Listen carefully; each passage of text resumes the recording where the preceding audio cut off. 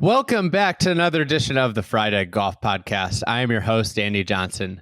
Today, we are going to break down the President's Cup. We are going to talk about that for a little bit, but then we're going to talk about match play and professional golf. And I am joined by the esteemed Shane Bacon. Shane's the host of the Get a Grip podcast. It's a Friday golf podcast that you can hear. He just completed a season with Andrew Putnam. Sounds like we've got another season in the works. I'm pretty excited about that, as well as the Proving Grounds podcast, a Ping podcast. And you can hear him doing his announcing for the Korn Ferry Finals this weekend. So big thanks to Shane for joining us to talk about the President's Cup, which, of course, was won by the Americans. Kind of talk about the state of that and maybe more ways to get match play and team match play in pro golf, which I think is a necessity after this weekend. Before we get to Shane, let's talk about our sponsor, really our partner, Good Walk Coffee. We partnered with Good Walk Coffee, which launched in 2019 to bring freshly roasted, specialty grade coffee to those of us who like to play golf and coffee. That's me. It fits me perfectly. Anyways, so I was super excited when Chris from Good Walk wanted to see if we wanted to partner together and create a couple blends. So we have a fried egg golf blend as well as a shotgun start blend. There's two podcasts that I am a big part of. The fried egg golf blend is a more light roast. It's a medium light roast. The beans are from Central and South America, and they're blended with an Ethiopian bean. It's really delicious. This is my favorite blend. I'm kind of more of a light roast guy. If you're into dark roast, the shotgun start blend, it's Central and South American beans, and they're matched up with Papua New Guinea beans. This is a really tasty cup of coffee, too. I've had that at times. It's really good. The way you can order this is go to goodwalkcoffee.com/fried egg. And if you use the code fried egg, you get 20% off your entire order. Now, if you want to subscribe and get this shipped directly to you on a cadence, a couple bags a month or whatever it may be, you'll save 10% every single time with every single order. And that first time using the code fried egg, you'll get 30% off. So that's goodwalkcoffee.com/fried egg. Thank you guys for all the support and try out the coffee. It's really good. Let's get to Shane.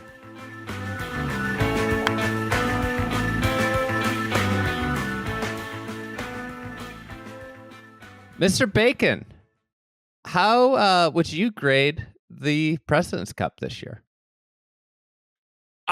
I found myself watching. So, Andy, I got to admit one thing.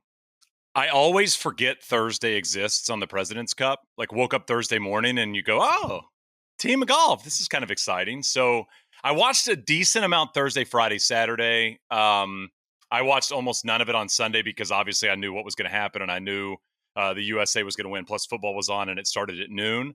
I would say I'd give it a C minus.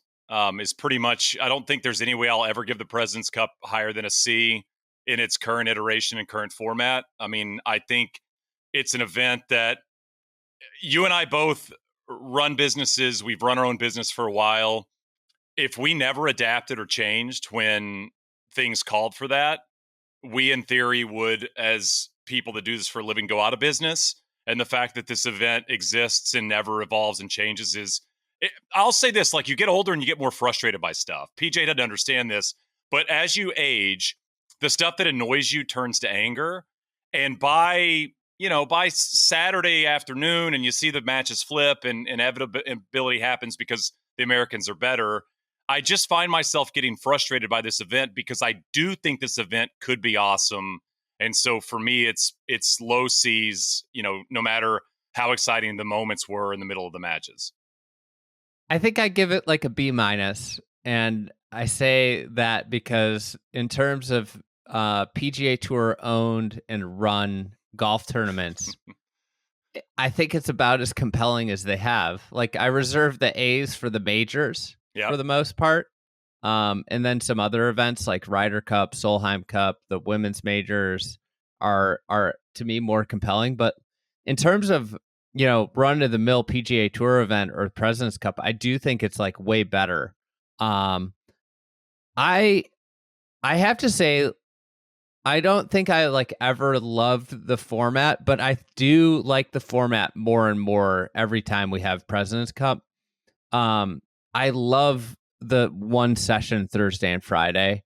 I think it's just like a really nice amount of golf. It's like, okay, here. And I think like, I do think this is one thing that Liv has done well is like, here's your 5-hour commitment. And for the foursomes, it's like a 3.5, 4-hour commitment, which is even better. Is like, hey, there's a definitive start and stop time to this versus most golf tournaments. They just like go forever, So I do really like that element of the President's Cup, but I came away from the weekend. I watched a way too much President's Cup. I found myself locked in, and I think a lot of it was because team match play and just match play in general is so vastly superior in terms of a television product to 72 holes of individual stroke play. And there's so many reasons why. And it even goes down to like the mentality of players. Like when you're playing 72 holes of stroke play, your sole focus really is avoiding mistakes and running into birdies. Yep. Like that's like your strategy, and that's the strategy that everybody's employing. In match play, you see aggression. Aggression's rewarded. Aggression's penalized. If you're up big, you could start to play conservative, and the other player starts to play aggressive. You see different styles. You see there's interpersonal battles between the players. It is just a better format for golf. It breeds more storylines. It breeds more action. It leads to more heroic shots. And I think the thing that I came away from this week with was, God, like, how come we only get team match play or match play in general on the women's side? In professional golf, we get the match play tournament and the Solheim Cup every 2 years. Yeah. I mean, on the men's side, you know the answer now, to this, Andy. I mean, the answer is TV, right? I mean, the fact that we are so scared of what was that first match play, McCarron and Sutherland? Was that the first one they had? I mean, the fear of this has taken away everything you just said about a format that everybody plays. Every golfer plays match play almost exclusively when they play money games against their buddies. Every, club championship for the most part across the country ends in match play. I mean, stroke play and a match play is the best way to do it, in my opinion. I think everything you said is spot on about match play. It makes people dislike other people in a sport, which is unique. Scotty Scheffler and Tom Kim, who are friends, are going at each other. That doesn't happen in stroke play golf at all because it doesn't matter who you're playing against. It raises competitive juices. Yes. I mean, this is what's so fun. I mean, who is it? Was it Sam Burns that said after Friday, I wanted to put a helmet on and take my shirt off? I mean, this is never going to happen in stroke play. And, you said it off the bat about the PGA Tour entities, if you will. Two of their biggest entities is one event that won't change that has match play, and that's the President's Cup. I mean, this is like the Patriots Bills, during the Brady era, right? Where it's like, it's not a rivalry, man. This is like Yankees Red Sox before 2004. Not a rivalry. You can say it's a rivalry all you want. It's not. I mean, one team is going to beat the other team every single time they roll out. And then the PGA Tour owns this other entity that is extremely uninteresting in the FedEx Cup finale, the Tour Championship, but could be one of the best events in golf if you weren't so scared of match play. So it's so interesting that you have literally on each side of these arguments, you have a format that tends to lend itself to uninteresting results, and that's what we see with the staggered start of the Tour Championship. And then you have this one event that has a whole bunch of match play, but we haven't evolved in terms of the way the event is put on. So the fact that 7 through 12 on the international side is always going to be the massive underdog to 7 and 12 on the American side lends itself to blowouts that we see almost every year at the President's Cup. And even when it's interesting, it's really not, because when singles rolls around, the Americans are going to inevitably win. Yeah, I think like at its core, the issue with the President's Cup is that the competition is inherently flawed. And I do think I think we're seeing it with global basketball. Like if you played the USA versus the world 20 years ago, in terms of basketball, the USA would have killed the world. They did. I think. Right. Yeah, they did. I think they blew everybody out by 40. Yeah. I think now, if you put a world All-Stars team against the American All-Stars team, they might win. They might be the favorite. Yep. And I think like this is the thing. Like golf is becoming more of a global game, but if you don't have Europe, like that's like they have the best players other than the USA. And I think like Australia has had a lot of great players, but their modern great players playing on live and unavailable at a PGA Tour event. I think the Americans are missing a couple players that would be really good on their side because of live. So it kind of evens out in that sense. But in terms of like one of the biggest issues, the biggest issue of the event is that the talent is very, very lopsided. The American team is just better. Yep. I don't really know how you address it. The event is still interesting because it's a team match play event. Like it's still interesting. The talent disparity is tough, and it's going to make the event overall limited because of that. But I think like I don't know how you walk away from what happened on Friday and Saturday and say like, all right, we'll have match play on the PGA Tour in 2 years. Like, this is like some of the best viewing in the since the Open. I mean, since the Solheim Cup. I mean, the Solheim Cup, of course, is also a match play event, but it's you dig in. Andy, I had one of the bigger NFL broadcasters in the sport text me Sunday morning and say, should I be interested in the President's Cup today? And, it's hard to sell Sunday because, again, and I've said this on Twitter, I think I wrote it back in 2021, I think the singles finishing these events is the least interesting part of President's Cups and Ryder Cups. Now, Ryder Cup is obviously more interesting because the talent level is a little bit more equal, and typically Sunday singles, kind of figure out who wins if it's not an enormous blowout. But when it's a big lead, there's just no chance the internationals are ever going to come back in Sunday singles. I wish they'd roll out Sunday singles maybe on Friday or split it up like Friday.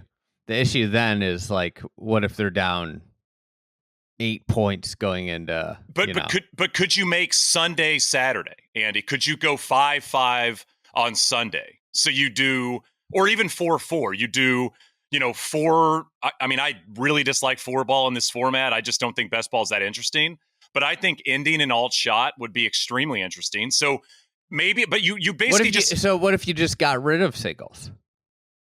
I mean, I think getting rid of singles would be like, you and I have thrown around a million ideas about how to change the President's Cup. I mean, I think the most popular one is obviously going 6 male, 6 female players. And I think that would make it one of the great sporting events in the world, not just one of the great golf events. I was talking to my wife about this weekend, who is not a golfer, not a golf fan. And I said, there's not really an event that exists like this where you could throw men and women on the same team and have them play and have, my rule would be no restrictions. Like you could have 2 men play 2 women, 1 man, 1 woman versus 2 men or 2 women or whatever the case may be, right? If you make the tees the correct distance, which they would do, it's golf, right? At the end of the day, and you go out there and play. That's been a popular one. It doesn't seem like it's going to happen anytime soon, right? But definitely not. I think and I think we'll get into this. Like my big takeaway, we need more match play events. And I think me and you both came up with some ideas for match play events. To me, that's just like a new event, right? Like I see everybody saying, oh, this event needs to happen. Like, okay, yeah, it should happen. And somebody should make it the next $1 billion golf property. Like the PGA Tour desperately wants to buy this is like the other thing that blows my mind. The PGA Tour desperately wants to buy the Ryder Cup, which is a team match play event, but they want nothing to do with match play anywhere else. Like, they want to buy the shiny object. You know that. I mean, because it's so good and it's so popular and it's been so competitive. And it's so interesting, and it's a lot of golfers, either 1 or 2 in terms of their favorite events.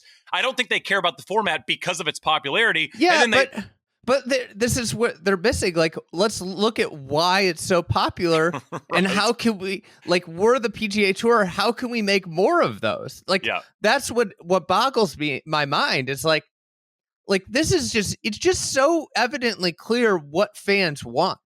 Like even the match, which is, I mean, you've been a part of the broadcast, like that's a hard thing to put on live TV. There's 2 people or 4 people on a golf course for like 6 hours. Yeah. And you have so much airtime to fill, but the ratings are huge. They're massive because it's match play. It's easy to understand. It's one person versus the other. It's not like, well, this guy's through 12. He's got a couple easy holes. Like it's really easy to follow. It's easy to understand when you talk to somebody about like what's going on. It's this person is playing this person. Yeah, you can explain the rules in like a minute, right? Yeah. Versus stroke play or, God forbid, trying to explain the Tour Championship to somebody. But, you know, like even on YouTube Golf, Andy, which is obviously blowing up as of late, like if Bob Does Sports has a video and it's stroke play, I'm not going to watch it most of the time. But if it's a match play YouTube Golf video, I will dive in because, again, the ruling, mano a mano, two versus 2, whatever the case may be, it is so much more interesting to watch in terms of the viewership. But you know, the one thing I'd push back on the idea, and again, I think we've hammered this male-female President's Cup thing for long enough, and obviously it's not going to happen. It's not going to change. And I was listening to the No Laying Up live show last night. Cody said he's talked to people at the LPGA, and there's never even been a conversation about it, which is wild to hear. But the problem with introducing a new team event is for these American players, now that's 3. You know, and for Scotty and Colin and Max and these players that are on these teams every single year, you are going to exhaust them in terms of not just their ability to play well, but just how committed they are to the interest. Like, I promise you, the Ryder Cup was a big conversation this week in the American team room, right? Even though it was a President's Cup, like it was on the broadcast with McGinley, he's talking a lot about the Ryder Cup because that's the experience he's had. Now you introduce something new. So I guess the reason I feel like this is the best place to sneak in terms of a team match play event for the LPGA PGA Tour crossover is because it replaces something that needs to be replaced, and it still keeps interest on both sides potentially, and it makes the international team stronger. But we've hammered all that home. Like that's been something we've talked about online for forever, and I'd love to have a new team event where that would be the case. But again, now you got to ask these American players to now play a third event, which is a hard sell to a lot of these players. Like I don't know if they'd want to do that if they're not, sadly, unfortunately, if they're not getting paid for it. I will say this is the time for this conversation to be happening while the tour is seemingly a little bit in flux and they are looking at how they're going to restructure. For sure. I also I think a lot of people are like, why do these guys need to get paid? What, I have some sympathy. Like, if I asked you, Shane, to go do like a talk somewhere across the country, and I said, you know what, it's not paid. Like, but you need to go do this. We're buddies, so do it. And you're like, well, yeah, but that's my job. Yeah, exactly. So, like, to me, like, these events can be paid. There's lots. Like, let's not be naive. The reason that there has never been a conversation with the LPGA about a split with the President's Cup is because they don't want to share the money that they make. Which is Ryder such Cup, a bummer. That's so stupid. Like spread the wealth, man. I mean, think about what Scotty just won this year. Now, I know it was an outlier season, but like this is the sport. If you want to preach grow the game, if you want to preach let's elevate the sport across all platforms, then let's truly elevate the sport across all platforms. So, well, my other point here is that the tour doesn't want to split it with the LPGA, but the President's Cup makes enough money where they could pay the players a nominal fee to show up, that it's not a waste of time. Like the All-Star Weekend does that, right, Andy? Don't they pay if you and then like you progress through the playoffs and you get bonuses. Now, granted, like making the NFL playoffs is what all the players want to do, but every step of the way you're getting more money. I mean, this makes sense. It's your job, to your point on the whole speaking analogy. And I think like the thing is like you could build in more team events into the calendar. I wanted to talk to you. I think like getting to the core of what makes match play such a great format is like you've played a lot of amateur match play. I used to a long time ago. Maybe we'll be playing in the spring. We'll be playing match play. Yeah, we will be, baby. But like, I think like the core of why match play really works centers around like just the experience and the mentality of the player in a match.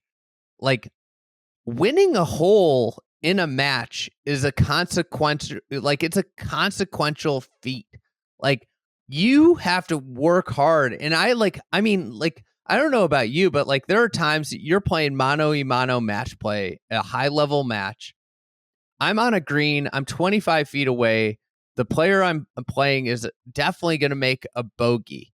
And I still feel like a lot of anxiety. For sure.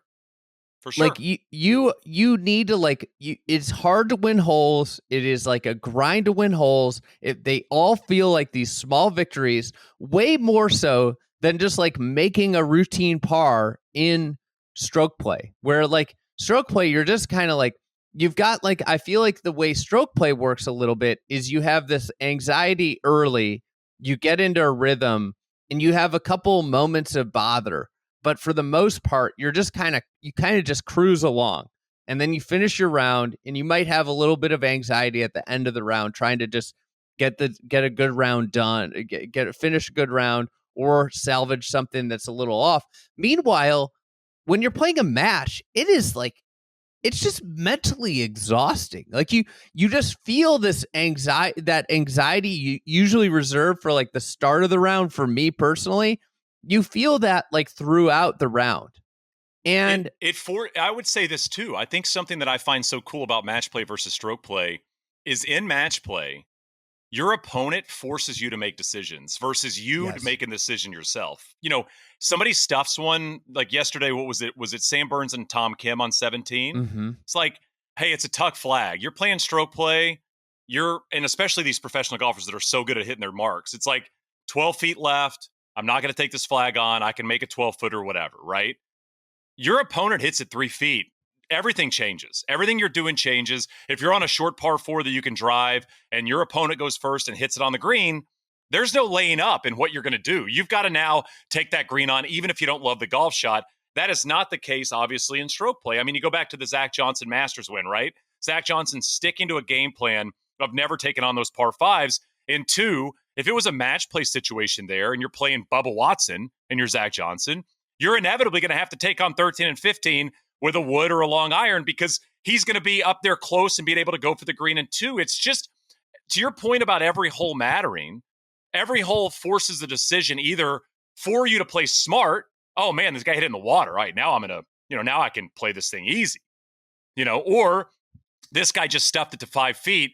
Par does nothing for me here. Par's a loser. I might as well make triple, And here's the thing is like there are just the monumental reversals too, where somebody hits in the water and then they hit a miraculous next shot. Yes. And they can flip the hole. Like there's so much more entertainment value throughout the product. And I understand, like, let's talk about the pitfalls of it, right? Why does this not happen? It can be flukier. Like what don't people like about match play? Match play can be a little bit of a flukier outcome. Like there can be more upsets because, it's just 18 holes. Over 72, it's way more likely that the best players end up on top.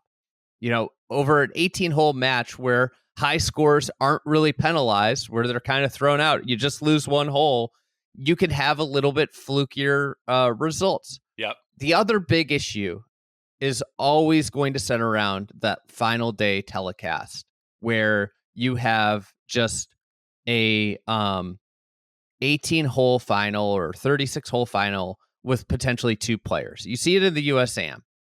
And it's just like there's a lot of dead time. Like, what do you do as a broadcaster? I imagine that's hard. Yeah, I mean, so I always equate match play, especially when I was doing the US Amateur, Andy, and I think you'll appreciate this comp. To me, the comp is March Madness, okay?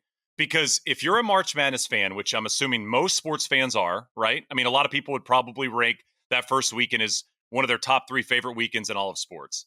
Match play is March Madness, where I think we get, and all the stuff you laid out is totally accurate, Andy, in terms of the stuff that's fearful about what match play presents in terms of a TV product or something to sell product or all those things. Everything you said is right on. And if you're an executive at a network and you're looking at match play, you go, everything Andy said is spot on, and I agree with it. I think something I don't understand is March Madness.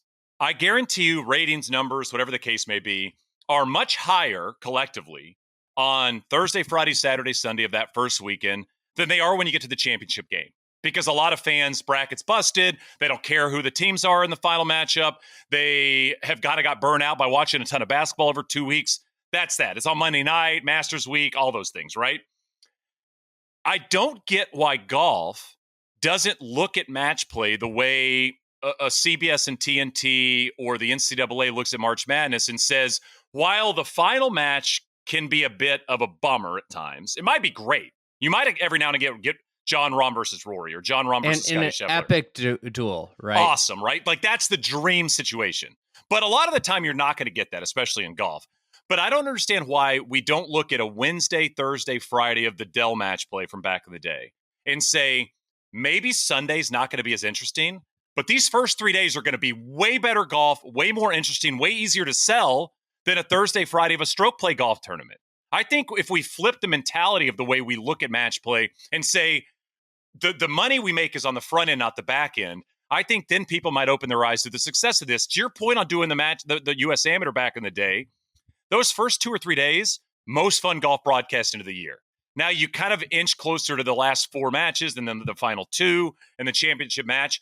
It can be a bummer. I mean, I remember Curtis Luck and Dalkey, and Luck was up a ton after the first 18 holes, and you go to lunch and you have to figure out ways to fill. That's on the broadcast team and the research team to get enough information and find interviews with people to where when they're walking between shots, you can relay information to the viewer that might keep them around for a little bit. But I don't get why Sunday scares everybody away from match play when Wednesday of Dell, back in the day when it was single elimination, in my opinion, was one of the great days in golf. 64 of the best golfers in the world. They're facing off. They're playing. There's going to be upsets. Guys are going to go extra holes. You get that weird thing on the first tee where some guys are going to the 19th hole and some guys are starting their matches and they were kind of like shuffling in between it. I always found that so compelling. And just because it's on a Wednesday, it seemed like it was really, really scary for everybody. Yeah, I completely agree with what you're saying. And I think like we're going to get into solutions, but like one of the things, if it's an individual match play or like say it's a 2-person team that gets to a final, especially when we're talking about these products that are television products, there's no reason why you can't financially incentivize a 3rd place match, a 5th place match, and a 7th place match so that you have more than 2 groups on the golf course. Also, when you do that, you're raising the potential to have stars playing all the way to Sunday. Totally. So there's no reason why you can't have both if you just are a little bit more unique and original in the way you're thinking about formatting the tournament. Like that's the thing that kills me. To tie a bow, I didn't want to talk like do a huge President's Cup recap. Is there any player I wanted to talk more about like ideas for match play tournaments in pro golf? Is there a player or a couple players that you leave this President's Cup thinking differently about? I don't think so. I don't think there's anybody that changed my mind either way. I mean, I liked what I saw to Siwoo Kim. I mean, I liked the way he made putts and rolled it and chipped in and was like excitable on the golf course. But this event doesn't change my mentality on anything. It's just inevitable. You look at these teams, you know, when that thing flipped on Saturday night and you're looking at the score on Sunday and then you get people comping, you know, 2012 and 1999 and all those things. Ian Poulter's not walking through that door. Andy, Justin Rose. I pulled this up. Okay, so 99, right? The flip it in Boston. The American team world ranking 1, 2, 4, 8, 10, 11, 12, 13, 14, 16 outside of the 2 captains picks. So they have what? What is that? Is that 10 of the top 16 players in the world, including 1, 2, 4? I mean, that's crazy. 2012 international team. Like this team was absolutely stacked. Rory, Justin Rose, McDowell, Molinari, Luke Donald, Lee Westwood, Sergio, Martin Keimer, Colsaerts. Like That's not what this international team is, unfortunately. And there lies the biggest issue with this particular event is this: they just can't beat that team on the American side unless the Americans just like played with half their set or something. The game's over. I saw this. I think it was a Justin Ray stat where only one time in the last it was something like 66 individual matches, and I think that now at this point is up to 80 probably. Right. So yeah, one time, or whatever, yeah. One time in the last 80 matches, once has the international side had the OWGR advantage, like where their player or a group of players are ranked higher than the Americans. I mean, it's mind-boggling. That's like, to put it in context, and I know cross-sport references don't work all the time. That'd be like a football team saying over the course of the last 8 years, we play this team every year, and one time we've had a player that plays a position that's better than the other team's positional player. Right. Like once, one time at a single position, a single match. Yeah. I mean, it's just, again, they played 12 individual matches yesterday, and none of them, and this is like the problem is like the Americans, it's like, okay, we're going to put the internationals, I think, had the first pick. They put out Jason Day. They're going to put out one of their star players. It's like, oh, we'll put Xander out. Yeah, we'll put the guy that's the best player in the whole thing. Like you want that guy to play? All right, cool. We'll have Xander come stomp you. And also, Andy, go ahead. And then just like it's like, okay, we're going to put out our highest ranked player, Hideki. He's 7th in the world. Oh, we'll put Scotty up against him. Yeah. We'll just put the best player on the planet against him. They have no answers. I will say I think Xander and Cantlay continue to just ascend in terms of their stature on the American team. And the American team plays every single year. And I think those are the clear, like I would lump Scheffler and Morikawa, but those four are the clear leaders of this team. It's no longer Spieth and JT. Correct. It is that is the leadership of the American team. And I have to say, I mean, I think they're as stout, and they've got as good of a record as any leadership that the Americans have ever had. I mean, Xander and Cantlay are terrifying. Just their demeanors are like, I would hate to play against them. They don't they're great players. They're all around great players. They're great at every facet of the game. And then their demeanors are like, they don't give you anything. No, not at all. I think Xander's going to go down in his career as the best American match play player of all time. That's what I think. I think when it's all said and done, he's going to be the guy we look at as the Monty or whatever you want to say on the European side. I think Xander has a real chance to be that. Let's say if he plays in 3 more Ryder Cups and 3 or 4 more of these things. Last thing on the Pres Cup, Andy, we talk about 72-hole stroke play. Cream rises to the top. One thing, and I mentioned this off the top about the President's Cup, the elongated version of this, starting Thursday and on Sunday, it being that many matches and that many points, only plays into the Americans' hands. If you wanted to give the internationals a chance with like this version of their team, which this 2 days. team, 2 days sprint. 2 days would be the only chance, literally the only chance they'd have. Like you play Thursday, team, everybody plays, all alternate shot, all shot. But it's like 4 days, and all these matches, 30 points or whatever. It's like, of course, I mean, the Americans are never losing this. I was listening to, I told you I listened to No Laying Up live show last night, and I think it was Randy might have brought up what I thought was one of the great points about the President's Cup. He said, if you rolled out the next 12 American players, not the 12 that made the team, might have been you guys. I talked on the Shotgun Start about maybe it was you then. Yeah, maybe it was you that did it. If you roll out the next 12, could have been both of us, If you roll out the next 12, would they have still won? And it's like, yes, they would. America would still win. It's like they might have be even money. I think that would be a really even matchup. I don't want like I looked into this, and like Austin Eckroat would be like the 12th, so the 24th American. Yeah. He's like 53, I think, in the OWGR. Mackenzie Hughes is 61 in the OWGR. Yeah. So it's like pretty equal.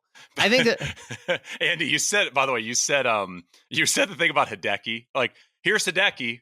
And you're like, all right, we'll play with Scotty against him. It reminds me of the Tony Kukoc team, like Croatia team. Yeah. Like, man, we got this stud young guy playing. They're like, all right, sweet, we'll have Pippen and Jordan guard him. And you're like, oh, okay, that's scary, It's it's just hard. It's just and I don't think the President's Cup necessarily should go away.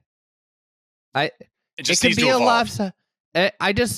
It maybe a couple format tweaks. But I think in general it should just be one of many match play events. And let's talk a little bit about some ideas that you might have. Well, okay, so I was thinking last night about, like, why do these events feel bigger or more important to the player? Andy, I think you and Brennan have talked a lot about this with the Zurich, with the team event in New Orleans, where it feels like the players are having a lot of fun, but nobody watching's having that much fun, Yeah. And you see like some of these posts from Max about these team events, and it's like the biggest week of his year, and he has the most fun, and he's so fired up, and he enjoys it, and everybody's out there watching. Like, you can tell the team rooms have an amazing time being involved in these events. I think a lot of that is because of country, right? A lot of that is because you're representing your country. And I think about tennis a lot in this world, like the Laver Cup and the Davis Cup and things like that, which are team events, and it's all centered around areas of the world or your country. So I think if you want to roll out a new match play event, I think it has to be country or territory involved, right? So you qualify for the team. Maybe there's 4 Americans, 4 players qualify, or maybe it's 2. I mean, maybe 2 makes the most sense because then you get more countries involved.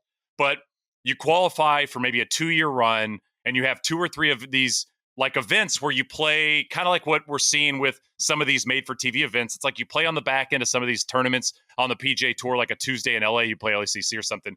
But I think money is important to just compensate people for what they're doing.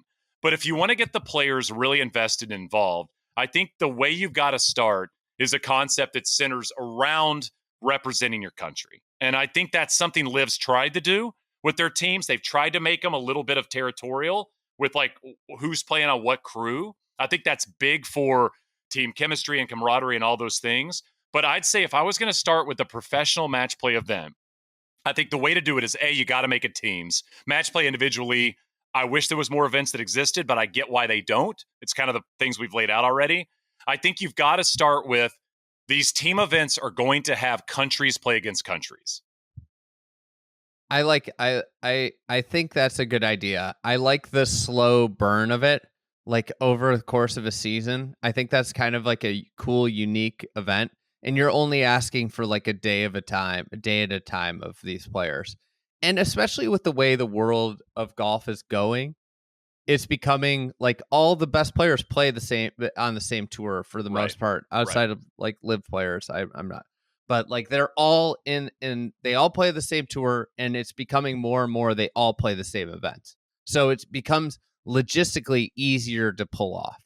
And like, how cool would it be? It's like, hey, it's Tuesday of Riv Week, and I'm not saying that LACC would do this, or Bel Air would do this, but it's like, yeah, like the tournament starts on Thursday, but Tuesday we've got Rory McIlroy and Tom McKibben playing, representing Northern Ireland, playing, Scotty and Colin. I mean, let's just, just say it. I mean, these are the Americans, Scotty and Colin, or John and Rahm, they're playing an alternate shot match, and it's part of this season. It'd be like, oh, like cool. And maybe there's 4 groups of teams. Yeah, maybe you have 4 matches going. I think it's the perfect number. It's perfect TV number. I've always believed that 4 matches is what TV. Like yesterday, you saw it with the singles. They can't follow all the matches. 12 matches is just way too many. They can't do it. It's like 4 matches is the ideal, perfect amount. Here's an idea I have. There used to be a World Cup of golf. Similar, you're representing your country, but like, why don't we have a World Cup match play event? 2-man teams, or 2-person teams. You could have a mixed World Cup as well. That'd be cool. Like So the I number had- one ranked player on both sides would be Yeah. awesome. And I had that, like, you alternate every other year. Again, you make it paid, you build it into the schedule, you make it an honor, you go represent your country, and it is a World Cup match play. It's 2-person, and it's like there's 2 qualifying rounds, and then it cuts to 16 teams or something, or 8 teams, whatever the right number is, and then you have alternate shot match play the rest of the way in, and you have like the World Cup of golf. Like, that so is sick. Yeah, The mixed event on that side, Andy, is so smart. It's like, so Scotty and Nelly would be a team. How fun would that be to watch? You get what, like Tom Kim and Jin Young Ko? I mean, like, sign me up. Lydia Ko and Ryan Fox from New Zealand would be fun. In England, you'd have Charlie Hull and who's the best English player right now? Hatton, maybe? Yeah, or Fitzpatrick or something like that. Fitzpatrick, yeah. Like, there are just like fun teams everywhere. And maybe, and you know what else too? I do wonder, like, we move a lot of events around. Like, we and I think it's important to move events around. A lot of the majors move around, obviously, outside of the Masters, and the Chevron on the LPGA side. If you had this hammered home at an awesome golf course, like the Old Course or something, where like it, like kind of like the Dunhill, where every year or every other year, whatever the case may be, it's being played at, let's say, one of the top cathedrals of golf. I mean, even if it's stateside and you're playing, if you're playing at Pine Valley or you're playing at Cypress Point or something where the golf course is as much of a star as the players involved in it, and it never deviates. One thing I'm so a bit burned out by is, I understand that selling corporate things is extremely important to making money by whoever's putting the event on, but I think we could play more awesome golf courses if we got more creative with the way we sold things and maybe didn't put grandstands and big corporate things up everywhere. I think some of the bigger golf courses would be more interested in something like that anyway, like making it walking only for fans or whatever the case may be. Kind of like, like Vegas, when I did that first match with Tiger and Phil's, like, everybody out there was just walking with the match. They were just following along and enjoying it. I think you could put that on a golf course that was as much of a star as Scotty Scheffler. And I think, again, you think about that President's Cup at Royal Melbourne, the event was great, but the golf course was fun to watch because that's a perfect match play golf course, Well, everybody likes to say that the golf course doesn't matter when you play match play. Like, it becomes non-important. It's like, well, no, it's still important. It can matter if it rocks. It just makes the event better. Right. That's right. I mean, like, it doesn't make it worse. Yeah. I could enjoy an NBA Finals if they play in the Suns arena, but it's probably going to be better if it's in the Garden or something like that. It's like, yeah, it's going to be better. Imagine that there's actual built features that complicate where you might hit it. Like, I mean, I thought this week, for example, at Royal Montreal, it was just bass driver up there, get a wedge in your hand, hit it at the green, and they got a lot of rain, and like, that was, you can't control that, but at the same time, there's nothing at the golf course that would make you think about playing any differently than that, other than just pull out driver, hit it far, and go find it and hit and wedge it up on the green as much as you can. I think the golf courses matter. And I think the more, like, when you talk about a world match play, like, think about the places you could go with this. You could play in Japan, you could play in Australia, you could play in South America. It'd be great to go back to the Olympic course at some point when, maybe they're the country's in a little bit better place than it's in right now. You could play in Scotland, Ireland, England, like, at really great places. Like, maybe you build, again, like, we have like this like belief of we have to do things this box. Like, maybe build the business model of the event that has less of an on-ground presence, and it's more of a digital presence, knowing like we're going to have huge ratings. We're going to be able to do more on the digital side. So we're going to build digital things that make us a lot of more money. I love that. Do you have any other ideas? By the way, I mean, like this, to me, ideas are thrown around a lot, and I love throwing ideas out on Twitter and stuff, ways to improve events or change things or something like this. But this event, like a World Cup of golf, and this bleeds into a little bit of what I was going to say next, and it's just trying to figure out some way to combine men's and women's golf. Golf is the only sport that can do this. It's the only sport.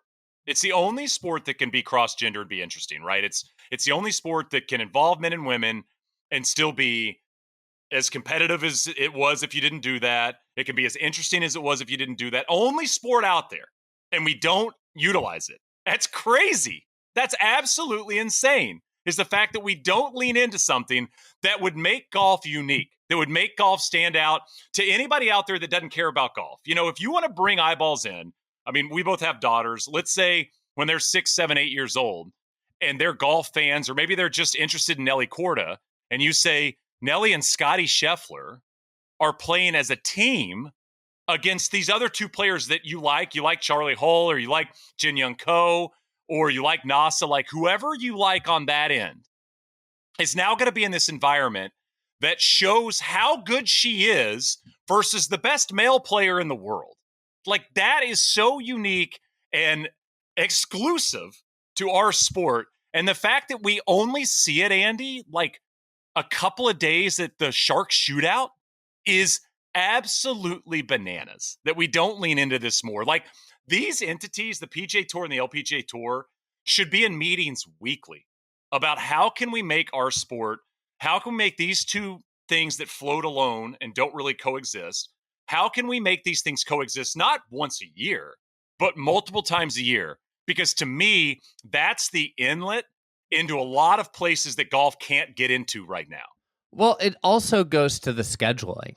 It's just talking about, like, hey, we're thinking about this there, here, this here. So many times this year, it was like, oh, we have a women's major and a signature event, and Correct. They're playing at the same time. Right. And it's no like, conversation. No, this should not happen. Right. Like, we need, like, there aren't that many golf fans around. We need to be smart and strategic about how we like schedule our events so that we're not competing against each other. We're amplifying each other, because that's what the win is in golf. By the way, another idea I had, Andy, is I mentioned Zurich earlier, and we kind of talk a lot about team events and match play, and we were talking a little bit about country. I think a very easy fix right now, is like Zurich teams have to be teams or teammates on the team side of stuff.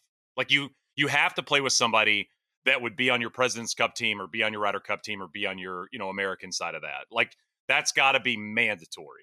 And I almost think the Ryder Cup and the President's Cup could get involved in terms of sponsoring these teams. Like, shrink the field at the Zurich, make it 20 teams, 30 teams, whatever, but make it absolutely mandatory that you're a part of, like, you don't have to qualify for the team, but you have to play with somebody that's regional to where you would play if you were on one of these teams.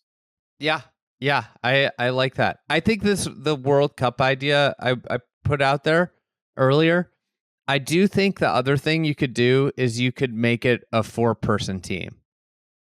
And, like, I think every like a lot of countries have enough good golfers to be, like, even if they're 400th in the world, they can play in this. We just saw Angel Hidalgo beat John Rahm at the Spanish Open. I mean, in a playoff, like match play. Yeah, it's like super cool. So I think, like, that's the thing. One that I wanted to get to, I would love a 9-hole match play tournament where they play 9-hole matches, and you just get like a frenzy of matches over the course of the week.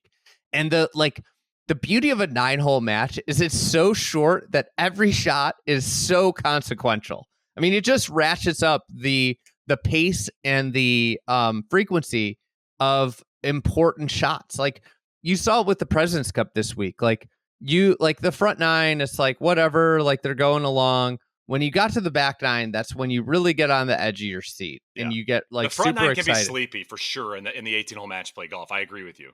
So, like, why not have like an event that has just 9-hole matches and you play a bunch of them? Like, you play 2 or 3 per day. Yep. And then you can do like a really big round robin round before you cut it to, you could have you know, a large field of 80 something golfers have huge sets of round robin play where it's like everybody's playing everybody in this round robin action. And then you cut it down and it's 9-hole matches to the end. I think it would be awesome. I think like 9-hole matches would be sensational to watch. Wait a minute. Hold on. You're getting crazy here. You're trying to make golf shorter? That doesn't seem right. Not in a world of every sport in the world trying to kind of minimize the amount of time people spend enjoying their sport. Like, that didn't work for baseball this year, but that's crazy. I mean, like, Nitties was telling me a story of an event he played. I think it was in Australia a few years ago when he was like hanging around. Am I going to keep playing pro golf, or is this kind of the end of the run? And it was 9-hole matches. He played App at Barn Rat, and he said he got up one up, early. And he's like 1 up leading a 9-hole match. You might as well be 5 up. Huge. And he said Happy Barn Rat like flags it on 7, flags it on 8, and all of a sudden, you're 1 down with 1 hole to play, and it's like the stress involved. Now your mind is all over the place, and I mean, you could get in the mind of these players with that. I love the like picking your opponent thing. I mean, I know that everybody's very sensitive. I wish we weren't so sensitive with quote unquote hurting people's feelings. Like, you're a pro athlete, like you're playing this for $1 million, like get over it. But I love the idea of 9-hole matches and you get to pick who you play. Maybe as it gets deeper, like maybe you got 80 players, to your point, Andy, you play 3 9-hole matches on Wednesday or Thursday, and the top 40 move on, the bottom 40 you're out, you're done, see you later. And then from that point forward, it's pick your players depending on the record. And I think it, again, you want to create drama in this. You want to make it interesting for the viewer, and you want to care way less about the feelings of these players. Again, this is what they do for a living. If you're going to make $20 million a year, you got to deal with somebody saying you suck right now at golf. And also, it's okay if you're a player and you're making all this money. You know what? It's okay if you fly in on a Monday and you're flying home on a Wednesday. It's fine. That's fine. That's part of being a pro. Play better. Play better, and you won't have such a short week. You know what I don't get paid? I don't get paid $10 million a year. You know what I did last year at the U.S. Amateur? I flew in on Monday or on Saturday or whatever. I play practice on Saturday, Sunday. You play Monday, Tuesday. And you know what? If you don't make match play, you know what you do? You fly your ass home. And that's what you do. And you don't know how long to book the hotel for. No. Like, do you book it for a week or do you book it for 3 days? Like, I don't get paid to play the game, but I'm flying to these places with hope that my trip is longer, but understanding the trip might be short. And like, dude, Andy, the sensitivity around pro golfers over every other sport right now is insane to me. Nobody ever hits a bad golf shot. Nobody ever hits a bad putt. Everything's like a misjudgment of the break, or the greens are slow, or the lie was jumpy. Let's dig into these guys' games a little bit. Let's be a little bit more critical of the best golfers in the world. Like, podcasts do it, but I wish that the general media world would be a little more critical of their games, because being a pro athlete, that's part of the deal. Well, eventually everybody's going to work for the PGA Tour, and then nobody will say anything. So. Yeah, but that stinks. Like, that's what makes, like, you gotta be able to dig into them. And like, match play, more people are working for the PGA Tour from the media side. Match play exposes all that, and that's what's again kind of going back to our point about match play. Is like, you can't hide a match play. You just can't. Like, you play 9-hole match, you cannot hide. You're gonna get exposed in match play if something's not going your way. Another idea. This is easy. So this is a shooting gallery for the PGA Tour here. This is just line them up, knock them down. I think Joseph Labate has talked about this a lot over the years, but the Tour Championship, 8 players play out matches for all 8 spots. Have two different round robin sets of reseed and play the matches, and have a really awesome finals. You play all 8 spots out.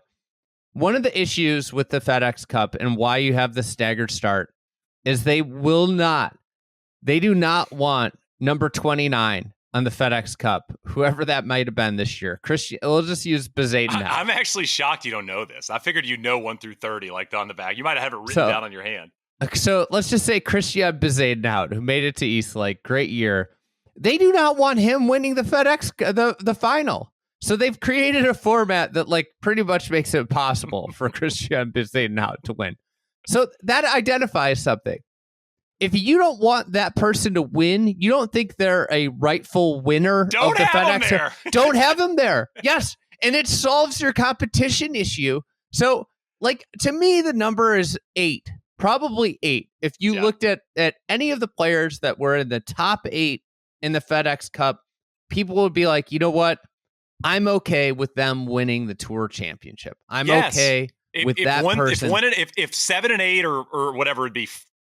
6 and 8 making the finals, I'm not scared of it. PJ, can you pull up top 8 going to the Tour Championship? I think you're doing it right now. I mean, again, Andy, like if the fear of match play is the stars aren't there, then eliminate that. Just eliminate that variable. The stars are going to be there because typically the top 8 on the FedEx Cup are the stars, right? Yeah. I think if there's been or somebody's had a great year, and it's like, okay, this guy you wouldn't expect to be here, but this is what he's done this year to get here. He's been awesome. So then like, to hovavoid the Sunday dud, the 7-8 matchup is for $500,000, and it is Victor Hovland versus Patrick Cantlay. Yeah. Like, okay, I'm ready to watch that. Sign me up. That sounds like something I'd like to watch, especially alongside 3 other matches of the best players in the world. Like, this is not hard. This is not rocket science. The other thing I think is, like, one of the issues that pro golf will say is, like, match play is not a great determinant of skill. We play stroke play all year long. Like, and then the final is this match play tournament. Well, introduce more match play throughout the schedule, and that solves that. You could even have like a match play championship that you could sell a sponsorship to, like a season-long match play race. Correct. Alongside, like, it's like this was the best match play player of the year. I mean, like, these are layup ideas to me. And again, this is coming from a couple of places, Andy. I think it's important to tell people the places we're coming from. And the places we're coming from is trying to make the uninteresting interesting. Like the Tour Championship uninteresting. How do you make it interesting? Well, you have the top 8 players of the year play match play interesting. I'm assuming Rory's involved. I'm assuming Scotty's involved. I bet Xander's involved. Like, the one thing the Tour Championship and the FedEx Cup has produced, like the one big selling point of the FedEx Cup, if you go through the history of the FedEx Cup, is there are rarely, if any, fluky winners. Like, you might throw Billy won it once, Bill Haas early, but that was a different format. Correct. Are you ready for the top 8? Yeah, this is this year going into the Tour Championship. You got it? Scotty, Xander, Hideki, Keegan Bradley, Ludwig, Rory, Colin Morikawa, Wyndham Clark. Yeah, would watch. I'm watching that. Like, that's great. It's awesome. I think the other place that this is all coming from, we are 2 people that are deeply invested in the sport and want to see the sport be the most popular and best for fans that it possibly can be. And to me, 47 weeks a year, PGA Tour golf does not put the best format of golf on television. And it's insane to me. It's absolutely crazy to me. Another event idea. Can we just bring the individual match play back? I know. I mean, just and no pooling. Like, you lose, you're out. Like, let's do it like it used to be. 64 players. You lose, you're flying home. You know what? That $30,000 private jet's not going to hit your bottom line. You're going to be okay. It's not a big deal. Bring it back. Can we have a couple of them? Can we maybe have like 4 of them over the course of the year? Right, is that too much to ask? I mean, come on, Andy. I got a December event I think would be awesome. I got a December match play event I think could really play. It's the alumni championship. Ooh. 5 players from the 5 best players that qualify from colleges play basically a professional version of the NCAA championship. It's Auburn, it's Ole Miss, Illinois. it's Illinois, Arizona. You get an alumni group, and again, maybe you're also Here's another thing. My friends that I went to college with, and I'm sure yours are the same way, do not watch golf. But when it comes to the NCAA tournament, and obviously Illinois is always a huge factor because we're a golf powerhouse, more so than Arizona. That would shock most people. Yeah. But like our alumni list is I'm going to be honest with you. It would be now on Ricky the women's Barnes. Side. Our alumni list on the women's side is incredible. Maybe like the best of all time in terms of superstars, Lorena, Annika, people like that. The men's side would be tough, lackluster. I'll say that. So anyways, but like once it's NCAA tournament time, like our college golf chat, all of these people outside of like 2 are 20 plus handicaps. Yeah. Right? Like they're 18, 19 handicaps. They are like, how's Illinois? Andy, how's Illinois this year? Do we have a really good shot? Like what time are the matches on? They lock in. But what you're doing is like one of the reasons college football is so popular is because there's a massive audience to each school. Correct. Yeah, and you'd be tapping into the same thing. You'd be showing their best players from the colleges over the course. One of the great things about golf, over the course of the past 20 years. Again, you talked about the men's and women's aspect of golf, how you can do something that nobody else could do. You know what I would love? I would have loved to been able to watch Dee Brown play basketball with Terrence Shannon. In golf, you could watch Steve Stricker from the Illinois standpoint play golf with Nick Hardy. Yes. Like that is awesome. You can watch Justin Thomas and Davis Riley, who are both from Alabama, play together when they never played college golf as teammates. Like Rory Sabatini and Ricky Barnes. Like, I mean, who's missing that? Like, who's missing that? Come on now. I mean, that's must-watch golf. But, like, again, I think that the key. I love this event. Yeah. This is a great idea.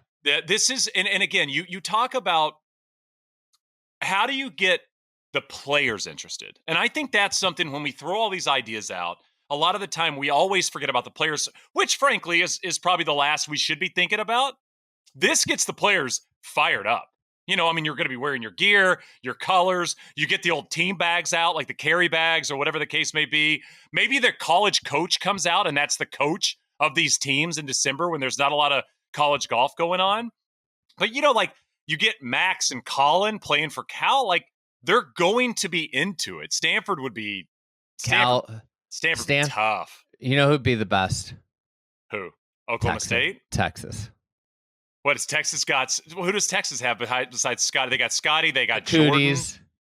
The Cooties. I mean, but who, like you got to. Let's say you got to get 5 spots. Everybody. By the way, the other pro thing. Oklahoma State would be pretty good. Hovland, Eckroat, like Ricky. They'd be dirty. They'd be dirty. Yeah, they would. They'd be a tough out. I think Oklahoma State would be awesome. This would be awesome. Every score counts. You don't drop a score. These are pro golfers. This is like one of my biggest annoyances with LIV is the fact that they drop a score. If you're a pro golfer, your score counts. You don't get to drop one. Like that's college and amateur stuff to do. But you talk about maybe having a qualification for this where you've got to have, let's say you've got to have 2 players in the top, whatever you want to say, or maybe there's the world ranking average for your 5 players and you've got to be in the top 10 to get into this tournament. The tournament can be pretty quick. Doesn't have to be 5 days, you know? Texas would have Fratelli. They could bring Omar Uresti in, too. They have Bo Hostler. They have good Doug Gim. They have a lot of guys. I think they'd be one of the best. They would be very international President's Cup team worthy, right? Front end, top end, Johnny Vegas. They got Johnny Vegas. They got Vegas in there. Man, I don't know if Arizona would even make this thing. It'd be such a bummer. I don't think they would. Yeah, I mean, this event's no brainer. This is a great event, and you could do it on both sides too, or you could make it mixed. I mean, I think that's the other thing too with this is you could make it mixed, right? Every single one of these you could make mixed. That's the other thing. Yeah, like on my list of events, it's like next to it is like mixed event. I know. It's like this version also mixed. Yeah, but So I think I think the players would buy in, especially American players. I think the American players, and this is not some country take, but I think American players for the most part care as much about the college they represent as maybe they do about being on the American team, right? Like being a Stanford Cardinal or, playing golf at Oklahoma State or playing at Alabama, like it's a badge of honor for these players, and it's on their golf bags. Like, what about Kent State? Kent State would field a team. They have all the Canadians. I like you just throwing out these random teams. I like you diving well, into Corey this. Connors, Taylor Pendrith, and Mackenzie Hughes. I mean, the team would be sick. Like, this is a sick team. Like, and again, think about what the university could gain from something like this, Yes. I mean, you pay money back to the university or endowment or whatever you do for the colleges. You make money there. You could make money for college golf. This could bleed into maybe NIL, where maybe maybe certain monies you put off to the side for NIL, which in theory now pays your pays kids that are really good to come play for your team, right? That then now keeps the success of your program intact. You leave college and you're done, Andy. Like, you and I are done with college. We were done with college 20 years ago. Like, we can go back. We can remember the good old days. There is no connection with college in our lives ever again. For God's sakes, PJ, young PJ, babyface PJ, college is done for this guy. Like, he might think about college. It wasn't that long ago. What was it, 3 years ago, 2 years ago? PJ's like... PJ's not as ingrained in this show as he is in the Shotgun Start. PJ's our producer. I call him out at the end of every episode. He can't talk on this one. He's just in full producer mode. They not only can he not talk, doesn't even have a microphone. He literally, there it is. He's not a part of this podcast. But think about the connection you would get with your college, and think about the connection these players would get. One last chance, right? Or, this is our opportunity to go back to Bama. I just think it'd be cool. Oh, you could play it at each college. You could rotate it around the college. Yeah. Like the winner of the previous year gets to go to their course the next year. Yeah, and you get like this, like and they could have like they could have they could get like the vast majority of tickets allocation. Like, you could just do. It's so cool. I was just looking. Florida would be a good one. You got Billy Boy, Billy Toasty. That you could have Brian Gay, Camilo. Just Brian like some good ones. You have Ricky Castillo. Yeah. So I love the college one. Do you have any others before we get out of here? That was my list. Can I plug one thing, Andy, before we go? Well, yeah, I just wanted to put a wrap on this. Now, people are going to be yelling, "Oh, like match play, it's a scarcity thing. That's why these work." No, it isn't. It's just a better format of golf. It is a more consequent. There's more moments of intensity and more moments of like excitement, and then it also pits players against each other, which creates more controversy. It is just a more engaging version of golf. I mean, the other thing is Sundays always stink. They don't have to stink if you format the event correctly. The event you just talked about with college golfers, if it's a 3-person team, let's say we go small and they're 3-person teams, 3-player teams. They will be on Sunday if it's Texas, Oklahoma State, the matches would be something along the lines of Victor Hovland versus Scotty Scheffler, Jordan Spieth versus Austin Eckroat, and then let's just say Pearson Coody versus who's another Ricky Fowler. That would be your matches. Yep. That's awesome. That's amazing. And I love the crossover of the years too. It's like you get the young guys that just got out of college versus, like a Billy Horschel or something who, still has this crazy connection to Florida, but it's been a decade since he was there. Like you might have teammates on a team, but you might have a guy that brought in a kid. It's like, man, I remember when I went on my recruiting trip and Billy was like, these are easy sound bites to fill the time. People talking about their colleges. Like, that's the one thing with match play too, is like filling the time in between moments, shots, holes.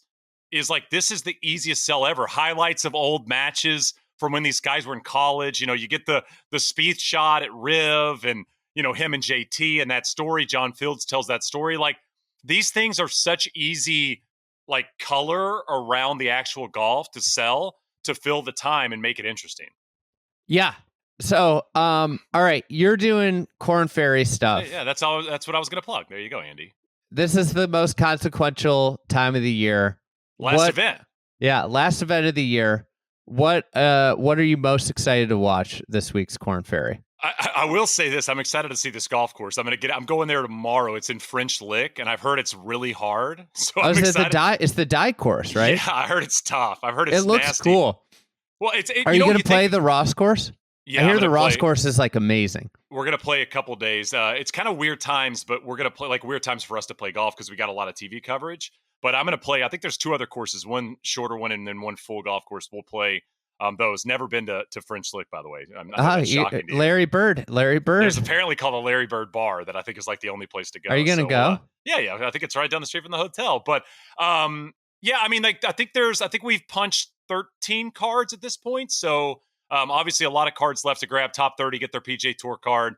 Matt McCarty locked up number 1, which is pretty cool. I mean, this is a guy that had never won on the Corn Ferry Tour and wins 3 times since the middle of July. So cool to see Matt McCarty do that, going to the PGA Tour and going to see him out there. But maybe get a grip. Right? Is that announced? Can I announce that? Yeah, keep an eye out on the Get a Grip podcast channel for maybe an upcoming co-host there who's going to be playing in the FedEx Fall. New season coming soon. But Thursday 1 to 4 on Golf Channel. We're kind of around that window the whole week. So like 1 to 4, 12 to 4, stuff like that across the weekend. But, like one of the things I love about doing the Corn Ferry Tour, Andy, much like I love doing the USGA stuff, is like these are life-changing golf tournaments and events week to week. And this is the biggest one. Players are going to have great weeks and play their way to a PGA Tour card.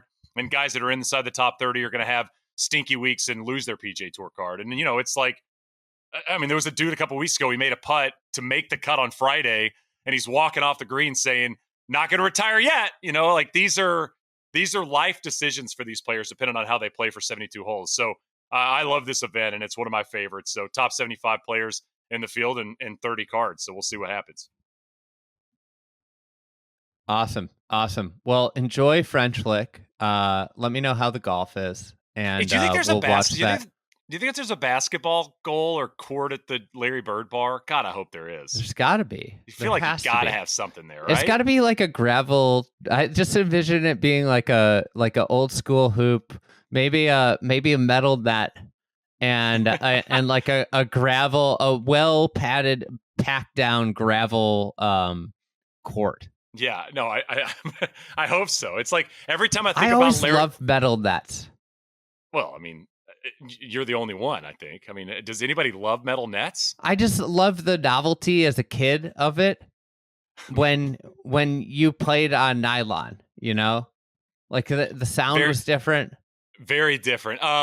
Just in terms of bubble players, Sam Bennett is number 30 right now. Trent Phillips is 31. So you kind of got some obviously players that are very, very good. And Potgieter, who I think is going to be sick on the PGA Tour if he gets there, is clinging onto a top 30 spot right now. So we'll see if Potgieter's almost out. Yeah, he has just not played great lately. 27th on the points list. God, we gotta have him hanging in there. I know. It'd be a bummer. He's so freaking good. But he's had I think he's had 3 top 10s, and one of those was that win out of the gate. So it's not been a great season for him outside of the early run. So all right. Thanks, Shane. We'll talk soon. All right, buddy. Thank you.